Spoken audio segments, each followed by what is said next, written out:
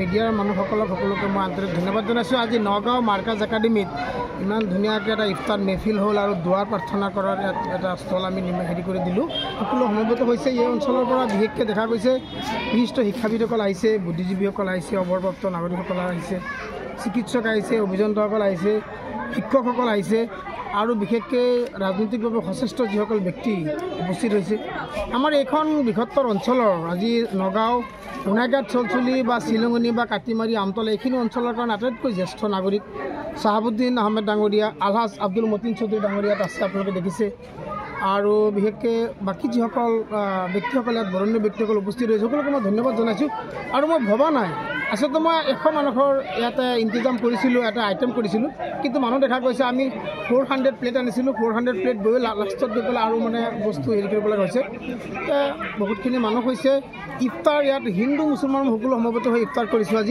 আজি ইয়াত আমাৰ ইছলাম ধৰ্মৰ বাহিৰৰ ব্যক্তিসকল ইয়াত সমবেত হৈছোঁ, একেলগে বহি ইফতাৰ কৰিছোঁ। এইটো শান্তিৰ বাৰ্তা, সম্প্ৰীতিৰ বাৰ্তা। সকলোৱে শান্তি সম্প্ৰীতিৰ বাৰ্তাৰে আমি আগবাঢ়ি যাব লাগিব। ইয়াত ন হিন্দু ন মুছলমান সকলোৱে একেটা ঈশ্বৰৰ প্ৰমাণ, একেটা ঈশ্বৰৰ সন্তান। সেই মৰ্মে আমি আগবাঢ়ি যাব লাগিব। আকৌ নগাঁও মাৰ্কাজ একাডেমীত সকলোৱে এনেদৰে সদল বলে আহি আজি সন্ধিয়া সমূহীয়া ইফতাৰ কৰা আৰু সৃষ্টিকৰ্তাৰ ওচৰত দোৱা কৰা, এইটো এটা বিৰল কৃতিত্ব। মই বহুত শান্তি পাইছোঁ। আৰু বিশেষকৈ চামগুৰি সমষ্টিৰ যুৱ নেতা মুজিবুৰ ৰহমান ডাঙৰীয়া আজি উপস্থিত হৈছে। মই হোৱাটছআপত তেখেতক মেছেজ কৰিছিলোঁ, সেইটো সূত্ৰে তেখেতো আহিছে। আহমেদ ডাঙৰীয়া আহিছে, আমিনুল হক ডাঙৰীয়া আহিছে, যুৱ সমাজ কৰ্মী ডিমুগুৰিৰ পৰা আমাৰ ইমতিয়াজ আলী ভাই আহিছে। আৰু বাকী বহুত আপোনালোকে দেখা পাইছে ইতিমধ্যে ইমান প্ৰায় 500ৰো অধিক মানুহ ইয়াত সমবেত হৈছে। প্ৰায় 150ৰো অধিক ইয়াত ষ্টুডেণ্টৰ মাতৃসকল ইয়াত আহিছে।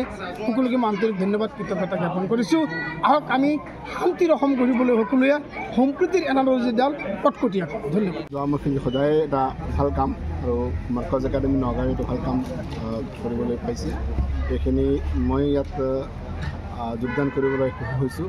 আৰু মাৰ্কাজুল মাৰিফৰ দ্বাৰা পৰিচালিত 53 নম্বৰ স্কুল তেনেকৈ স্কুল আছে গোটেই অসমত।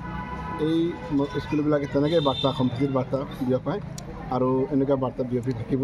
আপোনালোকে জানে মাৰ্কাজ একাডেমী এইবিলাক মৌলানা বদৰুদ্দিন আজমল চাহাবৰ দ্বাৰা পৰিচালিত স্কুল, NGOৰ দ্বাৰা পৰিচালিত হৈ আছে।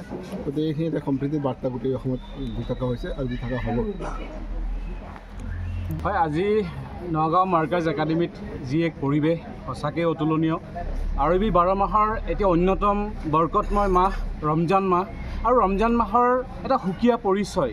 আজি ৰমজানৰ যি ইফতাৰ, চেহেৰি, তাৰাবি নামাজ ইত্যাদি ইবাদতসমূহৰ যি বৰকত বা ইবাদতসমূহৰ যি মানে সোৱাবৰ যিটো পৰিমাণ বহু বেছি। তো তাৰে অংশস্বৰূপে আজি নগাঁও মাৰ্কাজ একাডেমীয়ে যিহেতু এটা ইফতাৰ অনুষ্ঠান অনুষ্ঠিত কৰিছে আৰু তেওঁলোকৰ উদ্দেশ্য হ'ল যে সমাজত শান্তিৰ বতৰা বিলাই দিয়াটো, সম্প্ৰীতি কেনেকৈ আমাৰ মাজত গঢ়ি উঠিব, এনাজৰীডাল কেনেকৈ মজবুত হ'ব, আমাৰ মাজত মানৱতা কেনেকৈ জীয়াই থাকিব আৰু শিক্ষাৰ পোহৰ কেনেকৈ বিলাই দিয়া যাব। আৰু এই উদ্দেশ্যে তেওঁলোকৰ আজি এই পদক্ষেপ অত্যন্ত ভাল পাইছোঁ, আনন্দিত হৈছোঁ। নগাঁও মাৰ্কাজ একাডেমী, মাৰ্কাজুল মাৰিফক আন্তৰিক ধন্যবাদ জ্ঞাপন কৰিছোঁ। আমি দেখিছোঁ নগাঁও মাৰ্কাজ একাডেমী বিগত দিনতো যথেষ্ট ভাল কাম কৰি আহিছে। এই অনুষ্ঠানৰ জৰিয়তে বৃহত্তৰ অঞ্চলত এটা খুব সুন্দৰ পৰিৱেশ তেওঁলোকে সৃষ্টি কৰাৰ কাৰণে তেওঁলোকে প্ৰচেষ্টা অব্যাহত ৰাখিছে। বহু সামাজিক কাম কাজৰ লগত জড়িত এই মাৰ্কাজ একাডেমীৰ যিসকল শিক্ষকবৃন্দ তথা বিষয়ববীয়াসকল আছে, কমিটিৰ ব্যক্তিসকল আছে, মই বিগত দিনত প্ৰত্যক্ষ কৰিছোঁ তেওঁলোক যথেষ্ট সচেতন, যথেষ্ট সক্ৰিয় সামাজিক কাম কাজসমূহত তথা শিক্ষাৰ কাম কাজসমূহত। গতিকে আন্তৰিক ধন্যবাদ জ্ঞাপন কৰিছোঁ যে এনেকৈ আমি শান্তি সম্প্ৰীতিৰ বাৰ্তাবিলাক যাতে বিলাই থাকিব পাৰোঁ। মই মাৰ্কাজ একাডেমী নগাঁৱক ধন্যবাদ জনাইছোঁ। এই অনুষ্ঠানৰ কৰ্মকৰ্তাসকলে আজি এটা শান্তি সম্প্ৰীতিৰ বাৰ্তা হিচাপে এই ৰমজান মাহৰ ইফতাৰৰ ব্যৱস্থা কৰিছে। সাধাৰণতে ৰমজান মাহত আমি যিবিলাক নিয়ম নীতি পালন কৰোঁ তাৰ ভিতৰত এটা উৎকৃষ্ট নিয়ম নীতি হ'ল ইফতাৰ, চেহেৰি আৰু ইফতাৰ। ইফতাৰ পাৰ্টিৰ জৰিয়তে আমি সাধাৰণতে ইফতাৰৰ জৰিয়তে আমি সম্প্ৰীতিৰ বাৰ্তা দিব পাৰোঁ। কাৰণ চেহেৰিটো যিহেতু আমি ঘৰত অকলে আহাৰ গ্ৰহণ কৰোঁ, তেতিয়াহ'লে সেই সময়ত আমি দিব নোৱাৰোঁ। কিন্তু ইফতাৰৰ জৰিয়তে আমি সম্প্ৰীতিৰ বাৰ্তা দিব পাৰোঁ।